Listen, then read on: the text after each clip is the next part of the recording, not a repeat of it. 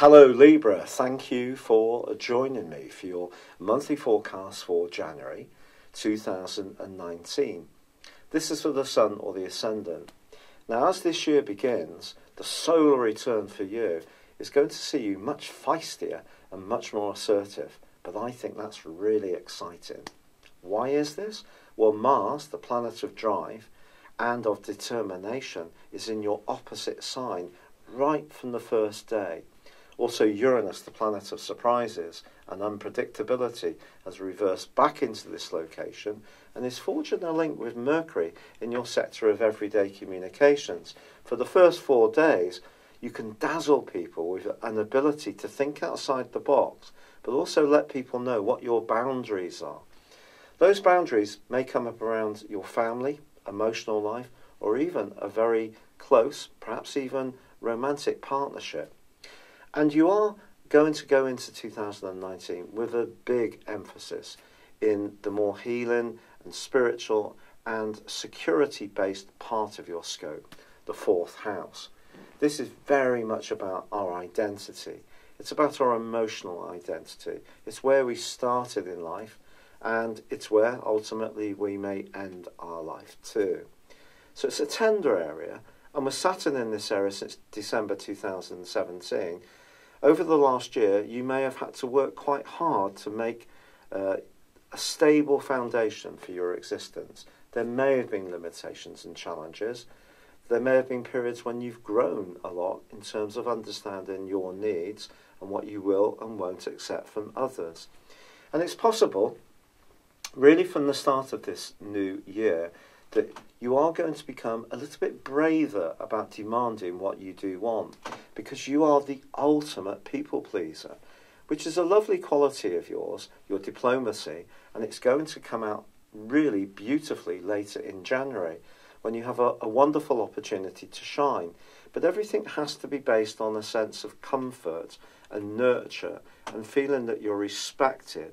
So if there are people around you who drain or deplete you, or don't respect or salute you, these are people you may consider keeping in your life or not.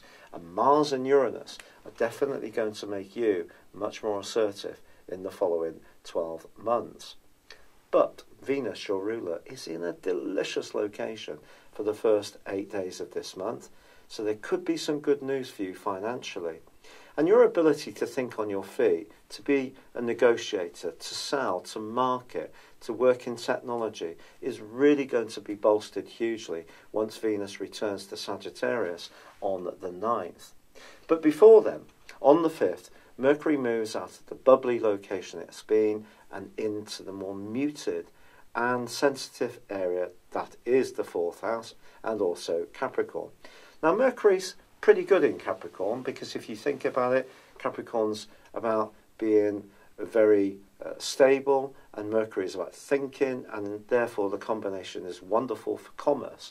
If you've ever thought of working from home, this combination is superb for you over the following 21 days.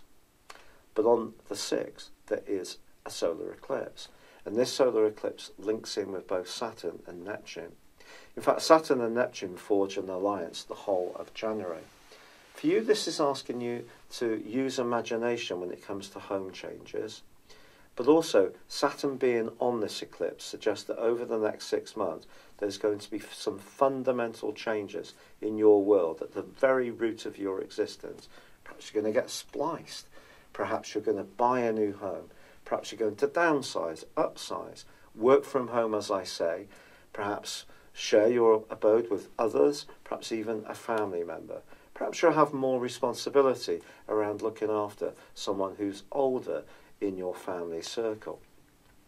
Saturn, of course, can be very much to do with stabilising, but it can create obstacles, it can create limitations, so it is an influence to take seriously on the top of this solar eclipse. But on the 9th, as I said before, Venus returns to Sagittarius, and for the rest of the month, Venus, your ruler, forges a sparkling alliance to Mars. Now, if you are single and you'd like to meet someone, it doesn't get much better than these influences that develop in the last 2/3 of January. And of course, January is often quite a difficult month where certainly in the northern hemisphere people pull in, they want to keep warm, may not usually socialise very much. Money can be a little tighter because of Christmas, but I think you could find yourself feeling actually really quite proactive and wanting to interact and socialise a great deal more, whatever your romantic status, but particularly if you're feeling safe, comfortable and nurtured. So if you're with a partner who's great fun to be with and enjoys being with you, but also with others, you're going to sparkle jointly as a couple, whether it's with neighbours, with siblings, in your local community. Because from the 19th, Venus and Jupiter go side by side.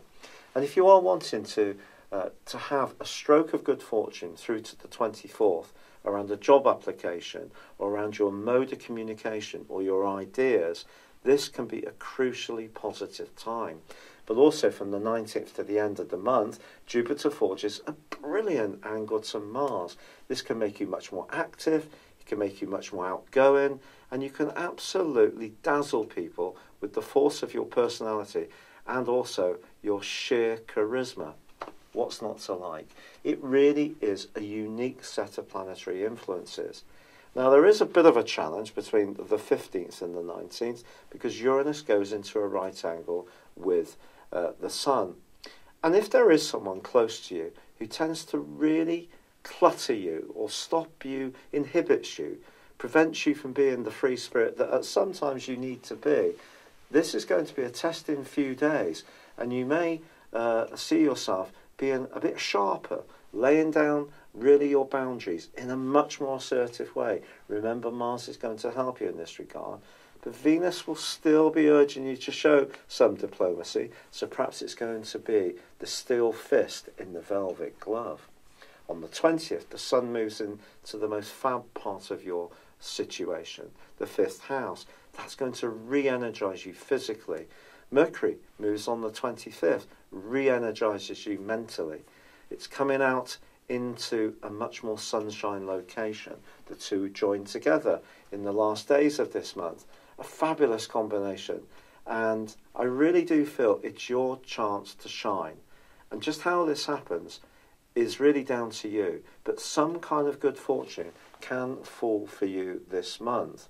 It's just making sure that you feel safe, nurtured and secure in whatever you're doing. And that has to really be your reference point, because on the 21st there is a lunar eclipse. And that's going to be feeding into that solar eclipse, but it's in a very gregarious, upbeat and lifting location. So even around friendships and interests, if there are people you're hanging around that don't really lift you, they drain you, they take something from you, that is something to watch over the next half year. It's been a real pleasure being with you, Libra.